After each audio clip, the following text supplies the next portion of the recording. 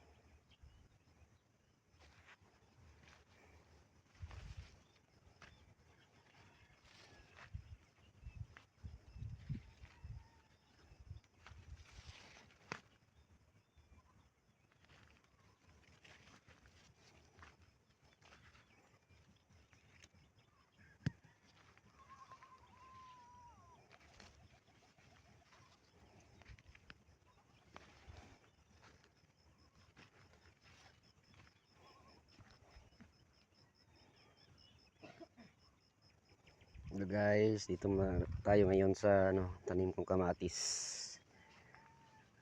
Malapit na ma-harvest guys, marami ng hinog. Tingnan yun yung puno. Yan, may mga hinog na.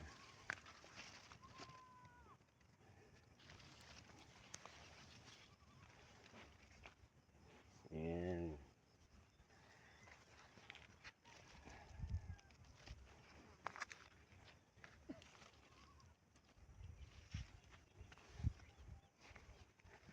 Siguro mga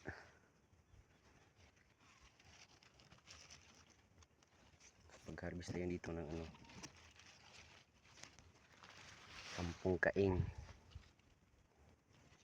Isang harvest, malaki kasi yung bunga eh.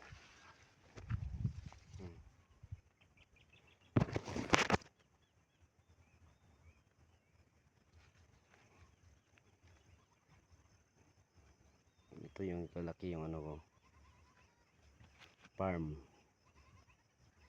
Yun, yung isang tauhan ko nung lumaki ng tiyan. Lumaki ng tiyan sa kakain ng kamatis. Oh. Kain ng kamatis, Dol. Sige, Dol. Yun ang isang area.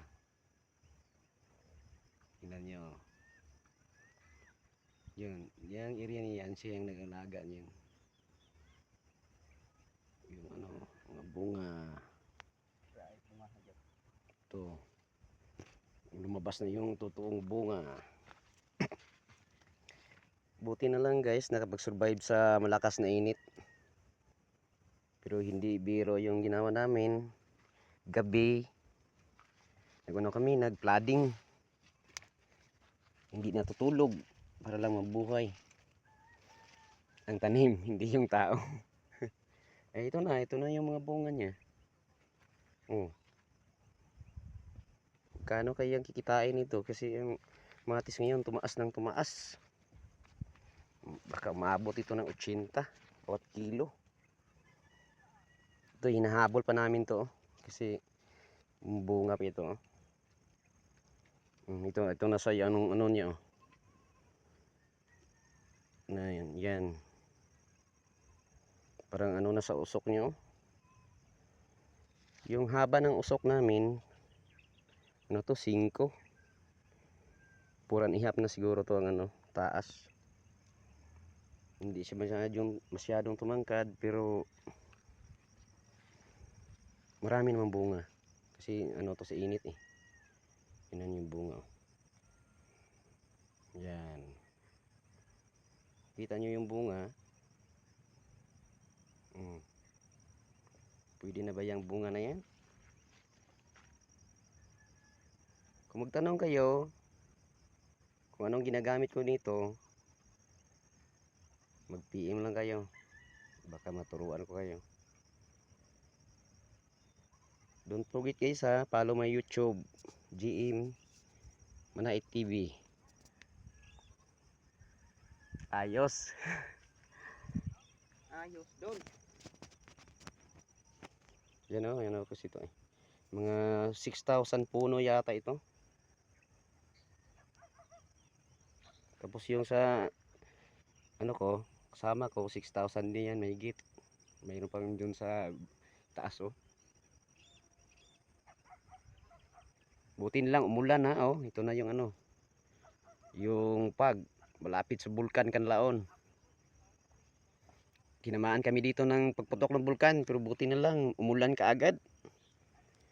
Kung hindi pa umulan, wala na. Tapos na kami. Ito na yung mga bunga, mga malaki oh. Tingnan mo. Mga malaki ang bunga na yan. Siguro mga 10, 1 kilo. 10 piraso. Ito, tinamaan ito ng init guys oh. Hindi namin na agapan ng tubig kasi malakas ang init.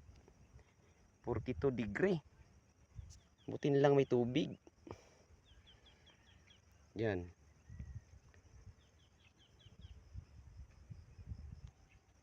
Baka harvest ng 10 kaing, 1 tulinada bawat harvest. Okay na 'yon, di ba? 50 bawat kilo. Okay guys, salamat. Magandang umaga sa lahat.